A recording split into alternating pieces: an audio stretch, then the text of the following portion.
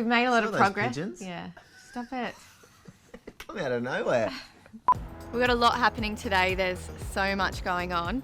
We've had all our windows delivered now, and we've just had a delivery from CSR for all the cladding. So that pretty much means we can get to lock up and be free from burglars. Burglars, are you kidding me? One of the big design changes with this brick box is that we've been tossing up whether we're going to render or bag or paint the brickwork.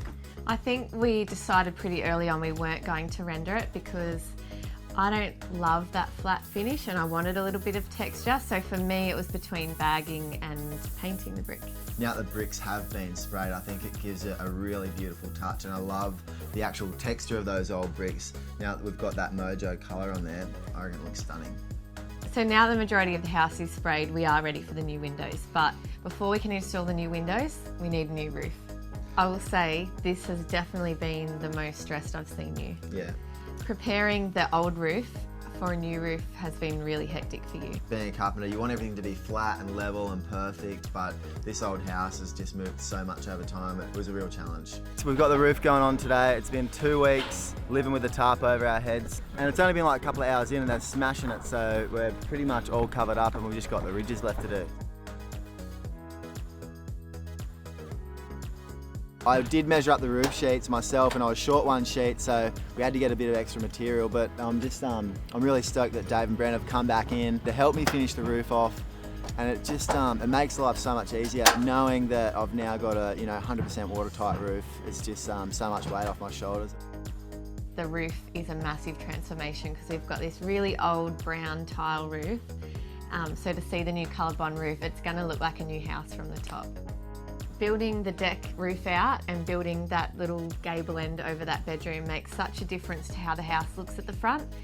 Originally the house was really flat and there was definitely a big line, whereas the gable ends have just given the house a bit more dimension now.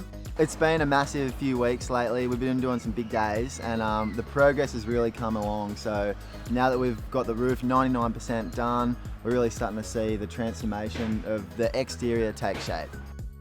Yeah, we started pulling out all the old windows now that we've got all the new windows here on site ready to go. So we installed all the casement frames on the front facade, and then Wideline sent their guys out installing all the actual sashes. And once the sashes are in, that's when you really started to get a feel for how the windows look. The nice big white frames are going to look absolutely awesome next to the Mojo colour. So that dark contrast is definitely what we're after for this house.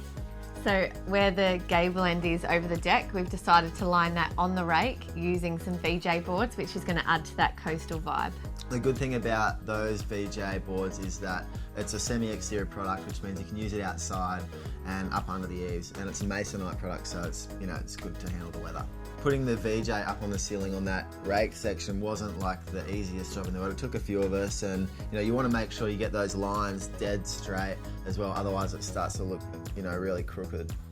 Now that the eaves are in, the boys can start cladding. We've chosen CSR Scarborough weatherboard, which is very traditional and works well with the look we're going for. I think it looks nice because it's a simple profile, but it gives it like a really nice shadow detail, like where it laps over each board. We're just having a chat, and the original plan was to paint the whole house in the Mojo colour because I really like the idea of having a dark house with all the white trims and handrail to make it really stand out. We've had a few people walk past and the neighbours are all like, wow, I love the colour of the top of the house, and we're like, oh, that's just the undercoat. That's just the undercoat. And I totally understand what they're saying because I actually really like that too, but I feel like we should stick to our original plan because I feel like once the handrail goes on, you'll lose that light grey anyway. You'll hardly see any of it. I think and so. And then what do you do on the garage?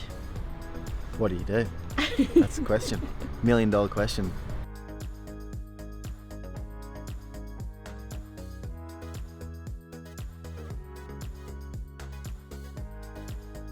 The paint's gone on and I really like it. This is what I'd envisioned all along. So I'll let Ollie, our painter, finish this little section and we'll step back and have another look, but I think that we'll go with the darker colour. I think that looks really good. I like it. Happy? Yeah. We stood out the front with pretty much everyone that was on site that day and anyone who happened to walk past and wanted to put their 2 cents in, and so we've chosen to use Toowoon's Mojo for the rest of the house. The boys are working really hard outside, and it's exciting because work's still happening on the inside. We've got the tilers here and they're tiling all the bathroom.